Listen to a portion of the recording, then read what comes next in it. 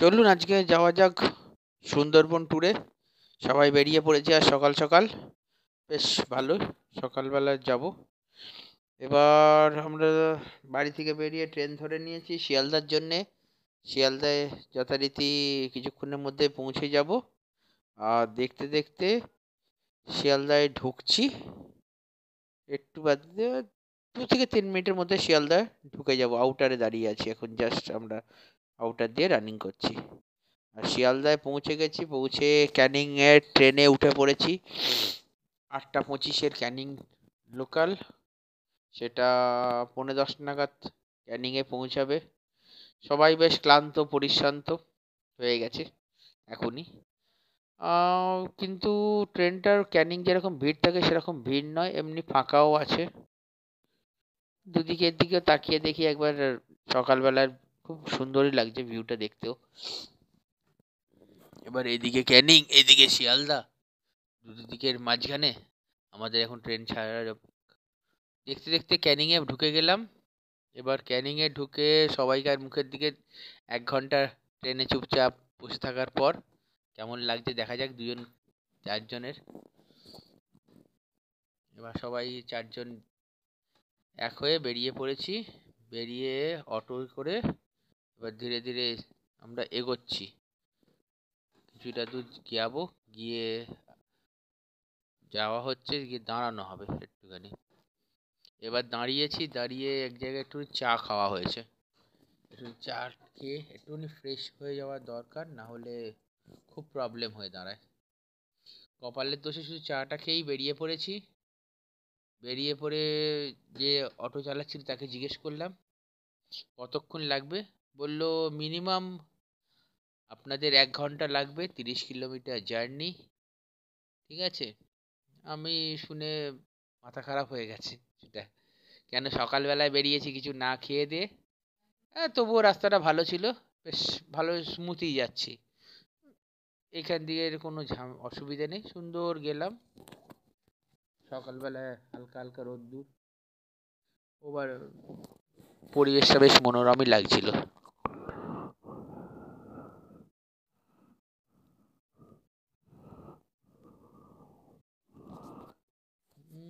রাস্তার বেশ ভালোই লাগছে দেখতে।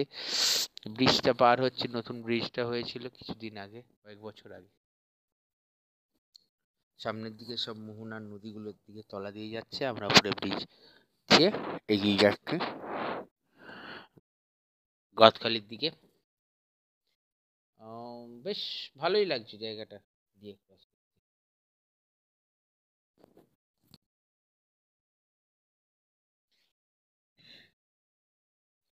এবার কিছুটা যাওয়ার পর আবার দেখা যাক। একটুখানি ঠান্ডাও লাগছে, প্লাস গরমও লাগছে। কি করব ঠিক ঠিকানা খুঁজে পাচ্ছি না। এবার পেছনে আমার সাথে পেছনে আসেনি ওরা। আমি একটা অটোতে বেরিয়েছি, আর বাকি ওরা পেছনের অটোতে আসছিল। কিন্তু রাস্তাটা বেশ ভালোই লাগছে যেতে। আর বড় বড় গাড়িগুলো ওভারটেক করে চলেছে।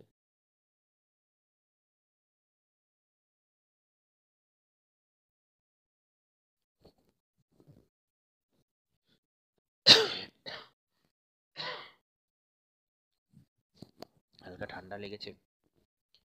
এবার বেশ যাচ্ছি, বেশ চারিদিকে গাছপালা, খুব সুন্দরই লাগছে। ওভারঅল দ্য ভিউ দেখে আমার তো কিছু খারাপ লাগেনি। এবার কিছুক্ষণের মধ্যে পৌঁছে আবার চেঞ্জ করব এক জায়গায়। সেখান থেকে আবার গদখালি 14 কিলোমিটার রানিং। এখানকার অটো ডাইরেক্টলি যায় না ওখান পর্যন্ত, আবার সেই রাস্তা চলা। কিছু কিছু জায়গায় বাম্পার এতে অটোতে অতক্ষণ জার্নি করা ভালোই লাগছে না। 1 ঘন্টা অটোতে জার্নি করা। এর থেকে আমি একটা কথা বলে রাখি, আমি দেখলাম যেটা, এখানে পৌঁছে আবার পৌঁছে ওখানে যেখানে গিয়ে যে খাওয়া দাওয়া, কিন্তু একটা কথা বলে রাখি, যারাই আসুন না কেন সকালবেলায় কিছু না কিছু ব্রেকফাস্ট করে নেবেন। কেন, এরা পৌঁছে সব কিছু দেখে আপনাকে ব্রেকফাস্ট দিতে দিতে ওরা 11টা, 11:15 হয়ে যায়। মানে সকাল থেকে দেখতে দেখতে আমরা অটো স্ট্যান্ডে এসে গেছি। এখান থেকে আরও 14 কিলোমিটার অন্য একটা অটো ডাইরেক্ট ক্যানিং থেকে এই অটোটা যায় না ওখান পর্যন্ত। দাঁড়িয়ে আছি আর পেছনে দেখি আর একটা অটো ঢুকলো, আমার বাকি 3জন এসে হাজির হয়েছে। আমি একটা অটোতে ছিলাম, বাকি 3জন আসছে। এবার এগিয়ে গিয়ে দেখি ওদের কাছে, এগিয়ে গিয়ে শুনলাম দুজন মিলে যারা বসে সামনে কথা বলছে তাদের দুজনেই ঘুমিয়ে পড়েছিল অটোতে। এবার আবার আমরা ওই অটোতে চেঞ্জ করে গতকালের দিকে এগিয়ে যাচ্ছি। বেশ ভালোই রাস্তা, কিন্তু গরম। শীতের সময় যে আমেজ থাকে সেই আমেজ নেই, গরমই লাগছে। রোদ্দুরটাও একটু চচ্চরে লাগছে, কিন্তু চারিদিকে শোভাটা খুব ভাল লাগে। কেননা ঘাস কাটা, মানে ধান কাটা হয়ে গেছে, ধান তোলা হয়েছে, চারিদিকে কোথাও কোথাও ধান মারাই হচ্ছে। এবার বেশ ভালোই লাগছে দেখতে, কোনো খারাপ লাগছে না যেতে। আর রোডটাও সেরকম পরিষ্কারই রোড, মানে একদম চকচকে রোড যাকে বলে, ড্রাইভ করতেও ভালো লাগে এই রোড দিয়েও চালিয়ে। এই জন্যে এই পার্টটায় যেতে আমাদের অতটা কিছু অসুবিধা হয়নি, কিন্তু ভালোই লাগছে যেতে। আর কিছুক্ষণের মধ্যেই আমি পৌঁছে যাব এতে, ওনাদের ঘাটেতে। আর বেশিক্ষণ সময় নেই, ঘাটের দিকে আসছি, পৌঁছানোর দিকেই চলেছি।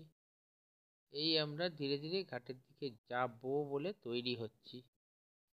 এখান দিয়ে ঘুরে গেলেই আমরা ঘাটের দিকে ঢুকবো।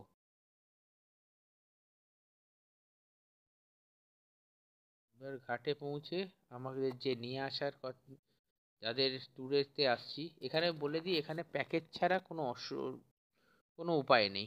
কেন, সব এখানে বোটেতেই খাওয়া দাওয়া, বোটেতেই মানে থাকার হোটেলটা ভালো দেয়, বোটেতেই সব কিছু করতে হবে।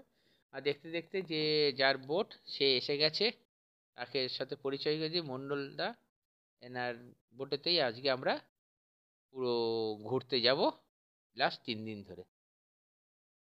চলুন যাওয়া যাক। একটা ভিউ আছে, একটা হিস্টোরিক্যাল প্লেস গোসবা। তার কারণ রবীন্দ্রনাথ ঠাকুরের এখানে হ্যামিল্টন সাহেবের আমন্ত্রণে রবীন্দ্রনাথ ঠাকুর এখানে এসেছিল 1932 সালে, স্বাধীনতার আগে। প্রথমে ক্যানিংয়ে এসেছিল, ক্যানিংয়ে 3 দিন ছিল, থাকার পরে ওখান থেকে হেঁটে পালতোলা নৌকায় করে 3 দিন লেগেছিল এই গোসবা আসতে, ক্যানিং থেকে। ও না না, ওনার এই ক্যানিং এই গোসবায় আসতে।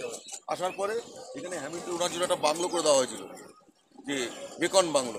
সেই বাংলোটা এখনও আছে। দর্শনার্থীদের জন্য, পর্যটকদের জন্য বাংলোটা সুরক্ষিত করা হয়েছে।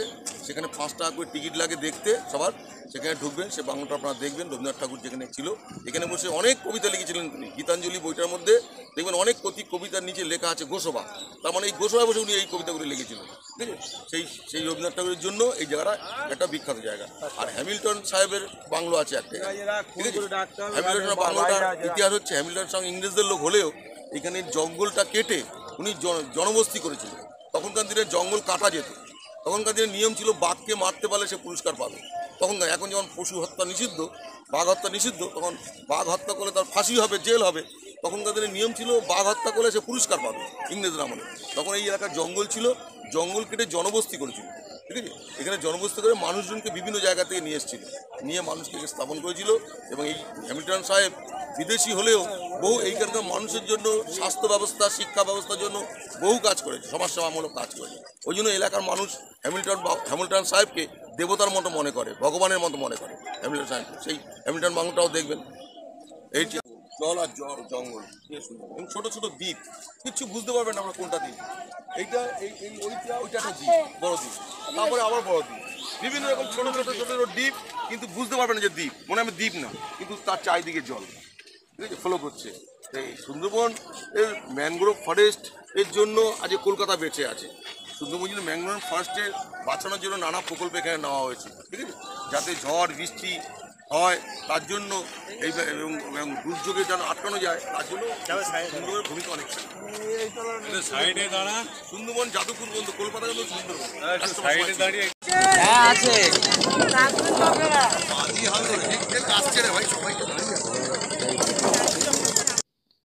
বোটেতে উঠে পড়েছি, বেশ ভালোই সাজানো গোছানো, তেমন খারাপ না, সুন্দরী বোট।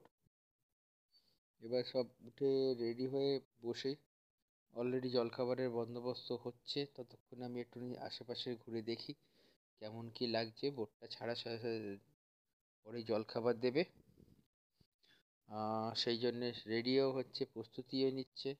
আমি একটুখানি ঘুরে তাকিয়ে দেখছি চারিদিকের আবহাওয়া কেমন লাগছে। যেরকম ওখানে আসার সময় পেয়েছিলেন তার থেকে একটু অন্যরকমই লাগছে। এবার যাক, সবাই এখানে বসে পড়েছে লাইন দিয়ে। ধীরে ধীরে দেখুন ওই কিছু কিছু বোট অপেক্ষা করছে, তারাও বেরোবে, আমাদের বোটটাও বেরোচ্ছে। এভাবে চারিদিক দিয়ে যাতায়াত চলতে থাকে।